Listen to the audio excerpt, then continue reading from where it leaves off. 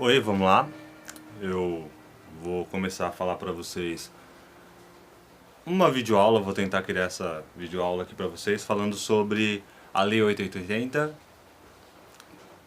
aplicada em concursos, como que a gente faz ela, como que a gente aborda a Lei 8080 baseada em concursos públicos, tá bom?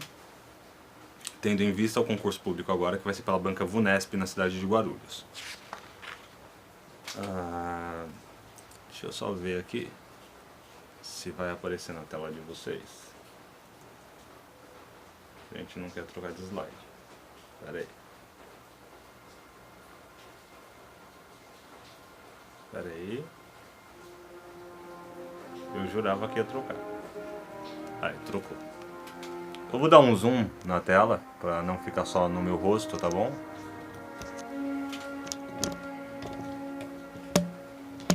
Pera aí. Aí vocês vão acompanhando pela tela aí. O slide eu vou falando pra vocês.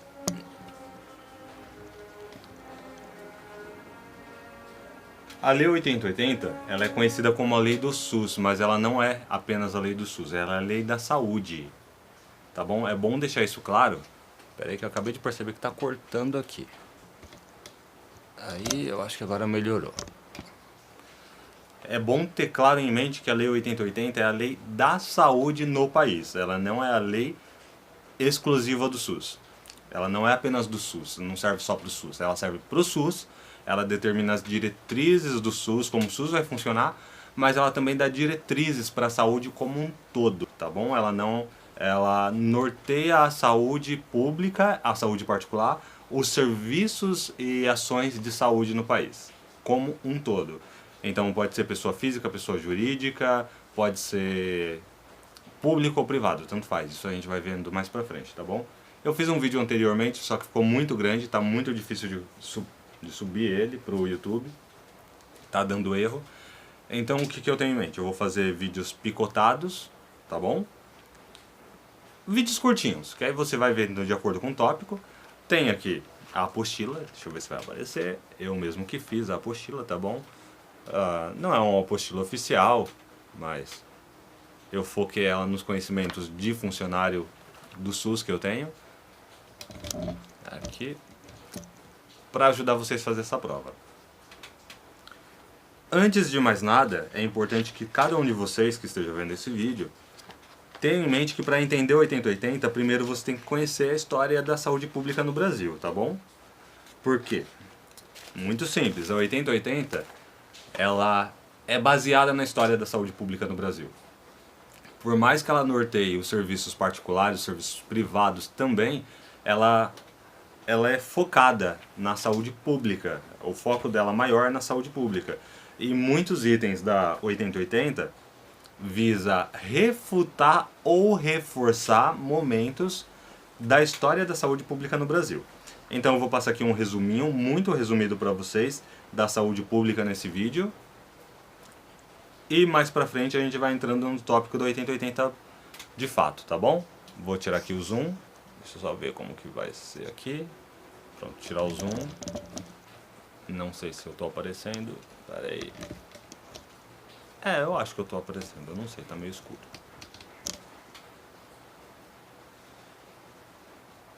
Deixa eu só mudar aqui. Esse slide. Que no slide vermelho dá pra vocês me verem. Aí. Melhorou. Tá bom. Falando da saúde pública no Brasil, um resumo da história da saúde pública no Brasil. Eu tô aqui acompanhando pela apostila, por isso eu tô olhando para baixo, tá? Não tô colando, foi eu que escrevi. 1900, a gente tem a situação das Santas Casas no Brasil, Santas Casas de Misericórdia. 1904, a gente tem a situação da Revolta e as CAPs dos ferroviários. 1923, o que a gente tem? Lei Eloy Chaves, que é um marco, é considerado um marco na história da saúde pública no Brasil. 1933, já deu um salto aí de 10 anos. Tem Getúlio Vargas, que passou as CAPs para o Ministério do Trabalho, criou os IAPs. 1953, 20 anos depois, teve a criação do Ministério da Saúde. 1966, teve a criação do INPS. 1977, o INAMPS. 1986 tivemos a 8ª Conferência de Saúde. 1987 tivemos o que nós chamamos de pré-SUS, que era chamado de... cadê? SUDES, que foi na Constituinte, Assembleia Constituinte. Em 1988 nós tivemos a Constituição Federal da República, que está em vigor até hoje, para só então em 1990 nós chegarmos na Lei 8080, que ela é pós-Constituição. Eu vou passar aqui um resuminho para vocês, vou tentar não ler para ficar mais fácil o entendimento. Qualquer coisa eu vejo como que a gente faz para disponibilizar essa apostila, para quem tiver interesse depois. Em 1990 a gente tem as Santas Casas de Saúde e Misericórdia. O que acontece nessa época? Nessa época não existia o conceito de saúde pública no Brasil. Existia, era Santas Casas, né? Mas não da forma que nós conhecemos hoje, era muito diferente. Ou seja, tinha acesso à saúde quem tinha dinheiro para pagar. Se você fosse rico, se você fosse uma família abastada, com dinheiros, com recursos, você... com dinheiros não existe plural, né? Com dinheiro e com recursos, você pagaria um médico particular e teria acesso à saúde. Caso contrário, você não tinha acesso à saúde. Você dependia da caridade das freiras, que te atendia nas Santas Casas de Misericórdia. Daí vem o nome Santa Casa de Misericórdia, que era um serviço prestado pelas freiras. Deixa eu só arrumar o roupão aqui para aparecer o símbolo de Hogwarts. E o que acontece nesse momento da história da saúde pública do Brasil? As Santas Casas de Saúde e Misericórdia, atendida pelas freiras, basicamente era para receber uma extrema-unção, para encomendar sua alma. Porque os recursos que as freiras tinham, apesar da boa vontade delas, eram muito limitados. Então as pessoas iam para lá para basicamente encomendar a alma para Deus, sabe? Para já ir para o céu. Basicamente era isso. Aqui, deixa eu ver qual é o detalhe importante que eu destaquei.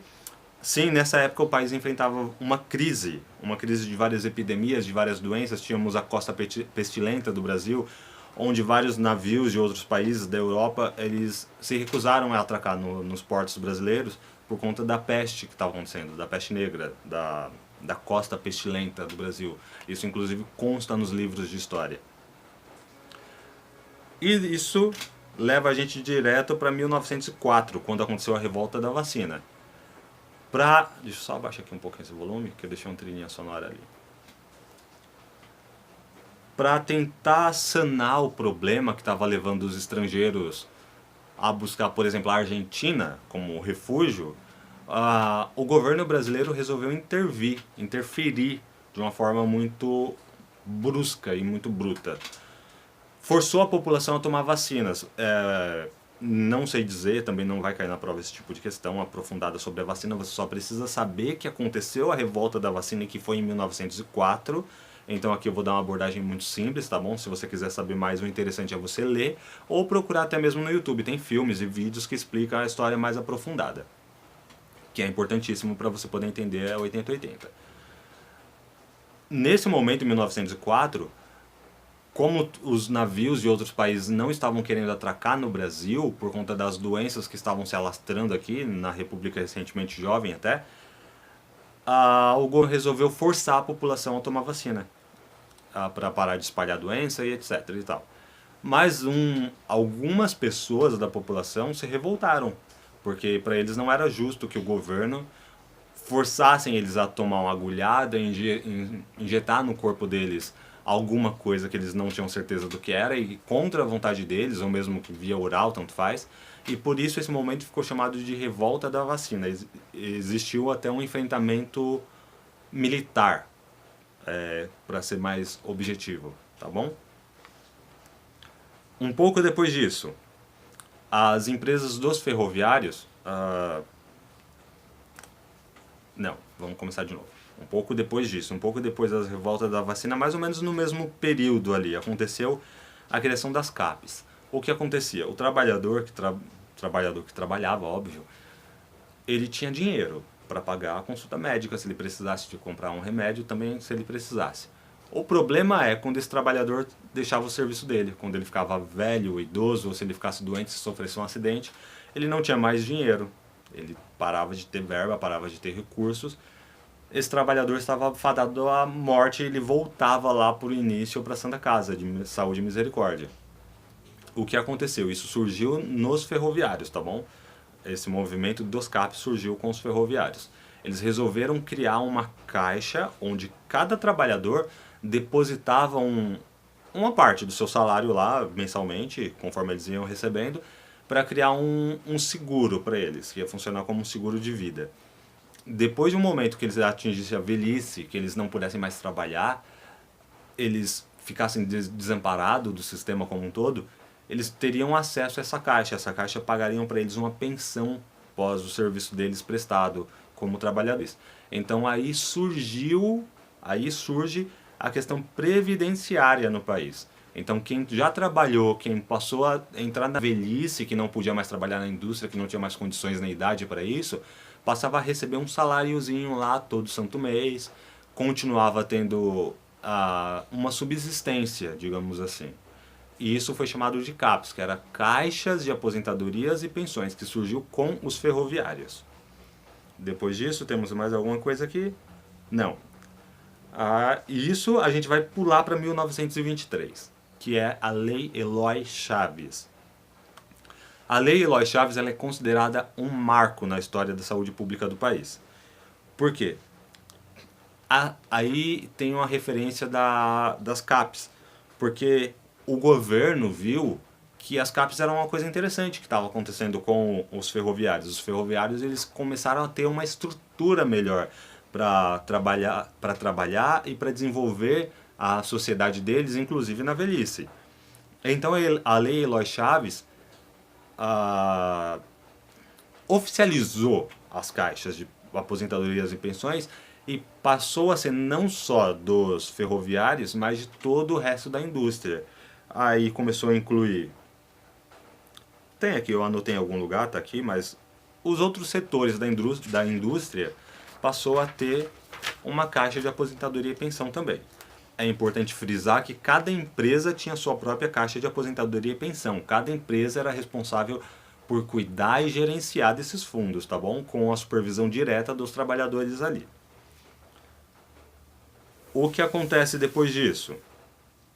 Em 1953 foi criado o Ministério da Saúde. Deixa eu só ver se eu pulei aqui. Eu acho que eu pulei. Peraí. Só um instante, peraí. Eu rodei 2 páginas. 1933, perdão. Vamos voltar um pouquinho para trás. Em 1933, o então presidente Getúlio Vargas viu que as CAPs, que eram as caixas de aposentadoria e pensões, eram algo interessante. Eram uma coisa interessante do ponto de vista do governo. Não vamos entrar em questão política aqui, mas ele viu que era interessante não deixar mais isso na mão das empresas, e sim o governo assumir isso. Então Getúlio Vargas foi lá, pegou a CAPES, determinou que as CAPES, que não ia ficar no poder das empresas, as CAPES, ia passar para o poder do governo, e ele passou essas CAPES para o poder direto do Ministério do Trabalho. Como era uma questão que tinha nascido com as empresas, com os trabalhadores, ele resolveu passar para o Ministério do Trabalho. O Ministério do Trabalho passou a gerenciar as CAPES. E como passou tudo para um local só, mudou o nome, deixou de ser CAPES para ser IAP, que são Institutos de Aposentadorias e Pensões. Bom? Peraí, travou? Destravou. Ok, agora sim, vamos para 1953, quando foi criado o Ministério da Saúde. Se a banca perguntar quando foi criado o Ministério da Saúde, 1953. Repara que o número 3 ele surge frequentemente, 1923, 1933, 1953. Então, o Ministério da Saúde surgiu em 1953. O governo entendeu que as ações voltadas para a saúde, baseadas nesses fundos dos trabalhadores, cresceu muito, então precisava de um ministério específico para isso, que cuidasse diretamente disso. E esse ministério foi chamado de Ministério da Saúde. Era a saúde pública como conhecemos hoje? Não. É importante frisar que assim, aconteceu vários movimentos relacionados à saúde, mas toda vez que criava-se algo, percebia-se que existia um outro problema que precisava ser sanado ainda. Então foi assim que foi sendo atualizado. Era feito alguma coisa para melhorar notava-se que ainda existia algum problema, que precisava de uma nova abordagem e aos poucos foi sendo construída essa questão da saúde pública no Brasil, tá bom? Vamos lá para 1966. Em 1966 foi criado o INPS e o INAMPS. O INPS passou a cuidar da previdência, da aposentadoria das pessoas, das pensões e aposentadorias. O INAMPS era um instituto como se fosse um convênio médico do trabalhador. Todo mundo que trabalhava com carteira assinada, que contribuía com o sistema, tinha acesso à saúde pública, tá bom? E através desse sistema chamado INAMPS. Espera aí que eu vou ter que parar o vídeo aqui que está descarregando.